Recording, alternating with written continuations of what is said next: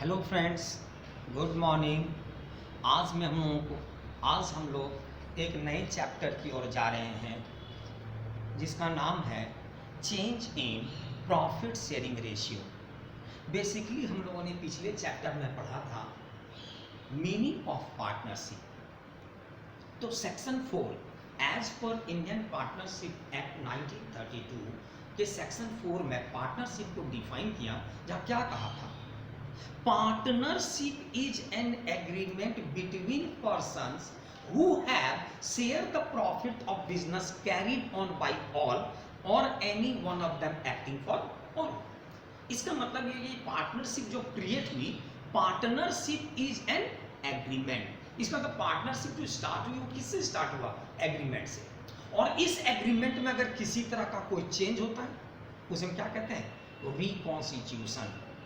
Reconstitution के बारे में इंडियन पार्टनरशिप एक्ट 1932 के सेक्शन 17 में लिख रहा है, right and duty of partner in case of change in the form. Right and duty of partner as per section 17 of Indian partnership act 1932 explain the right and duty of partner in case of change in form। change in form means the change in the constitution, change in the law।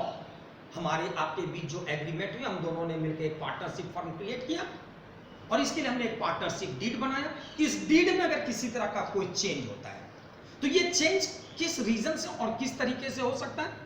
तो section 17 ये बताया मुझे कि अगर partnership form के constitution में change अगर होता है, फॉर्म में किसी तरह का कोई चेंजेस होगा, तो पार्टनर्स का क्या राइट है और क्या ड्यूटी होगी, ये सेक्शन 17 एक्सप्लेन कर रहा है।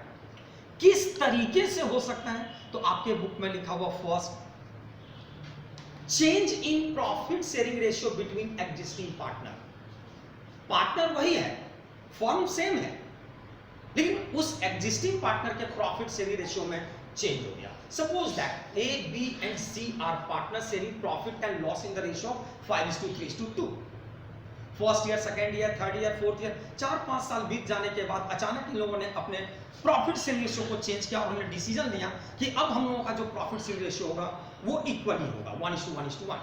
तो प्रॉफिट शेयरिंग रेशियो पहले का क्या था? हमारा ओल्ड प्रॉफिट शेयरिंग रेशियो 5:3:2 और अब हमारा प्रॉफिट शेयरिंग रेशियो 1:1:1 चेंज हो गया, जिसके कारण पार्टनरशिप फॉर्म के कॉन्स्टिट्यूशन में चेंज करना पड़ गया। तो चेंज इन कॉन्स्टिट्यूशन में अगर कैसे कैसे हो सकता है? तो फर्स्ट मैंने कहा change in profit sharing ratio between existing partner, admission of a partner, retirement of a partner, death of a partner, amalgamation of a partner, amalgamation of a partner. और क्या हो सकता है? और हमारे पास लिखा हुआ है where the partnership firm concerned carried on a business other than the business for which it was originally formed। Business जिसके लिए पार्टनरशिप फॉर्म क्रिएट की गई थी, जो ऑब्जेक्टिव रखा गया था, उस ऑब्जेक्टिव में ही हमने क्या किया? चेंज कर दिया। न तो किसी पार्टनर का कोई एडमिशन हो रहा है, न किसी पार्टनर का डेथ हुआ, न कोई रिटायर कर रहा है पार्टनर, और न ही प्रॉफिट शेयरिंग रेशियो में चेंज हो गया। हो क्या रहा है? जो बेसिक ऑब्जेक्टिव था फर्म का, उस ऑब्जेक्टिव में हमने क्या किया? चेंज कर दिया।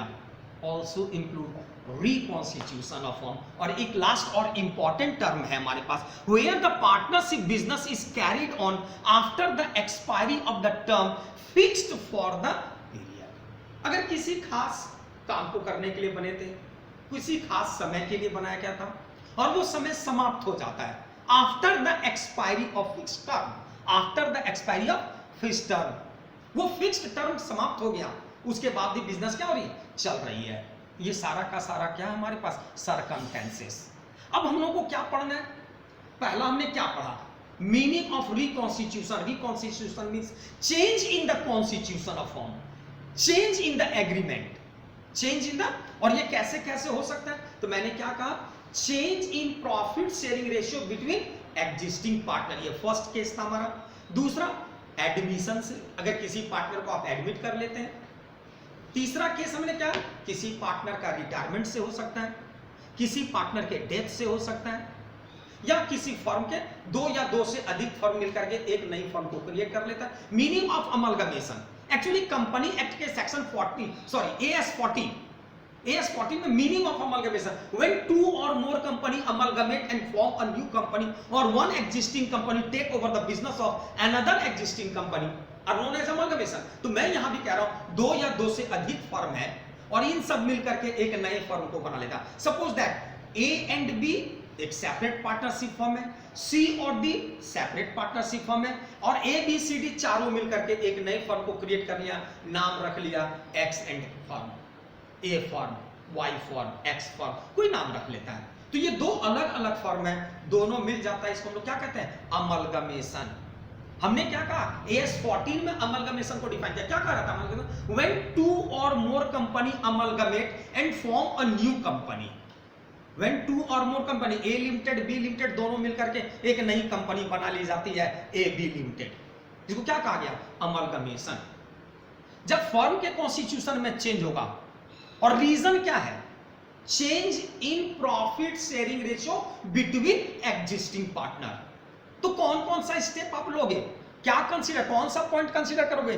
कैलकुलेट करना होगा। First points to be considered at the time of change in profit sharing ratio. First, calculate gaining ratio and sacrificing ratio. Gaining ratio and sacrificing ratio. दूसरा स्टेप हमको क्या लेना है? सेकेंड स्टेप क्या लोगे? तो फर्स्ट ये ले लिया। सेकेंड हमारे पास दिया हुआ है बुक में अकाउंटिंग फॉर गुडविल। तो हम लोग को सीखना है meaning of goodwill, meaning of goodwill, method of valuation of goodwill,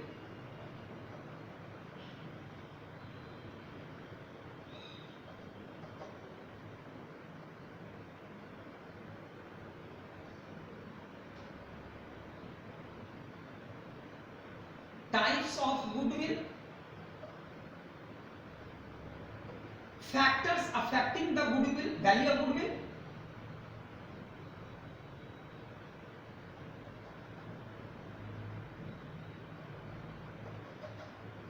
value of goodwill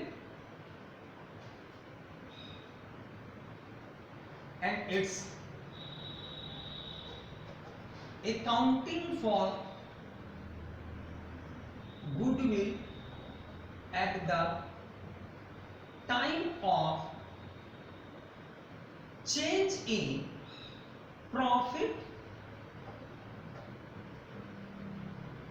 sharing ratio। तो ये चार चीज जाना है, फैक्टर्स अफेक्टिंग, मेथड, टाइप्स, और क्या करना है हमें करना है accounting treatment, accounting treatment of balance in reserve and profit and loss account, either debit balance और क्रेडिट बैलेंस। जब प्रॉफिट एंड लॉस रेशियो में चेंज होगा तो हम कौन कौन सा स्टेप उठाएंगे? First gaining, calculation of gaining and sacrificing ratio. और अगला टॉपिक क्या आएगा? Goodwill.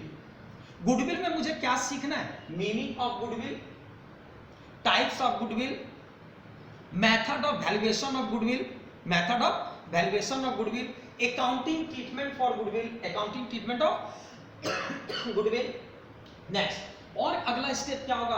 Accounting treatment of balance in reserve and profit and loss account. Next step होगा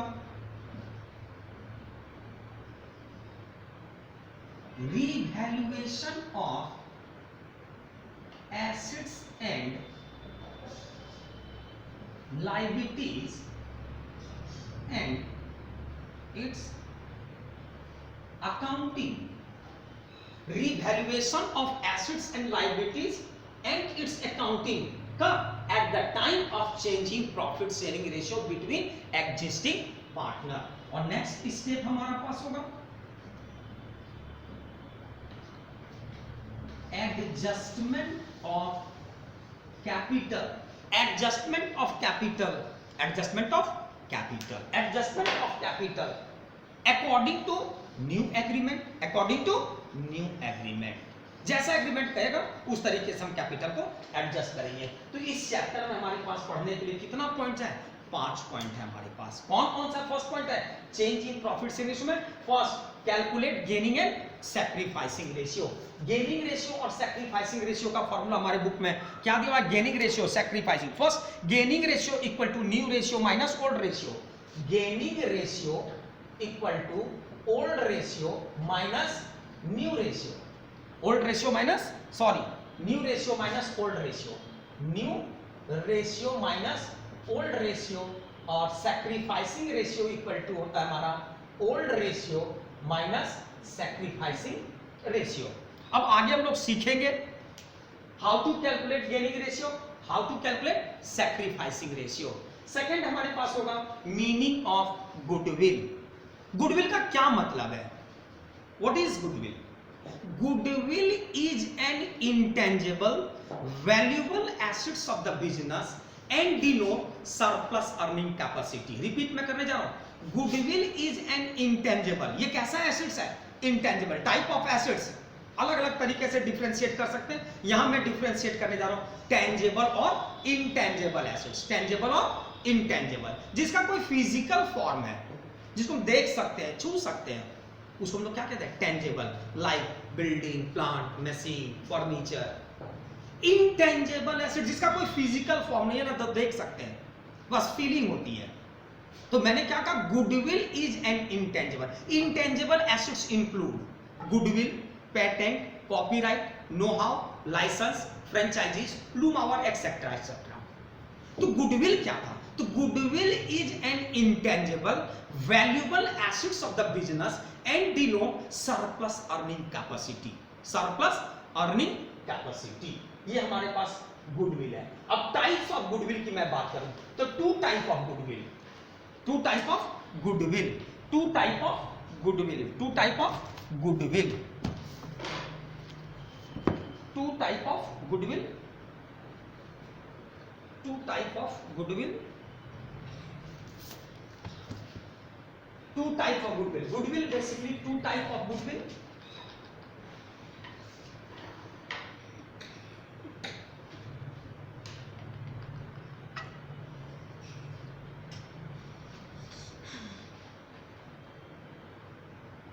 goodwill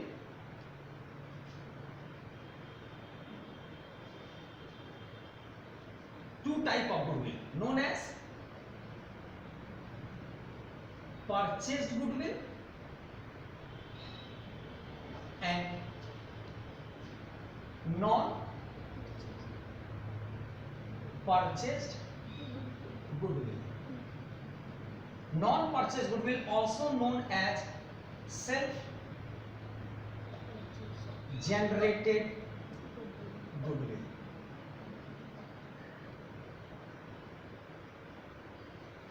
Purchased goodwill. Meaning of purchased goodwill. Meaning of purchased goodwill.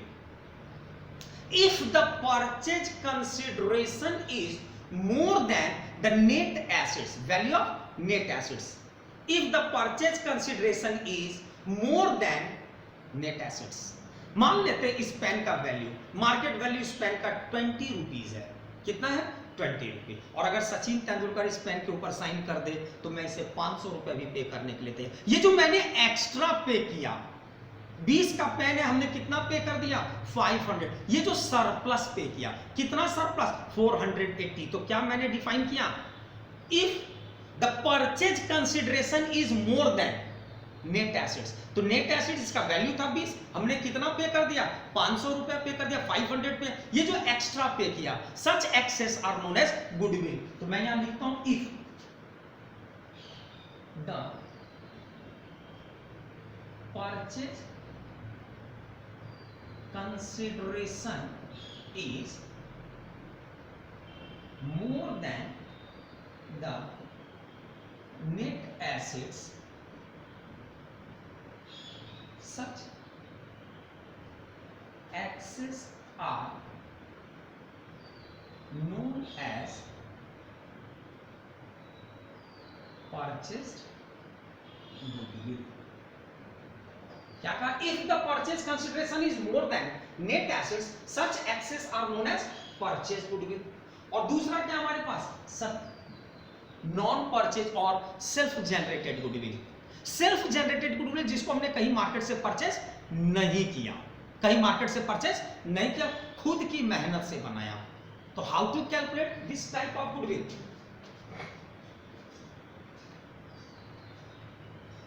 Simple average profit method. दूसरा weighted average profit method. Super profit method.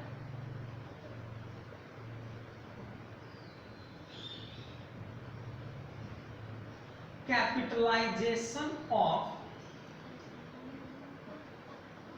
Average profit method.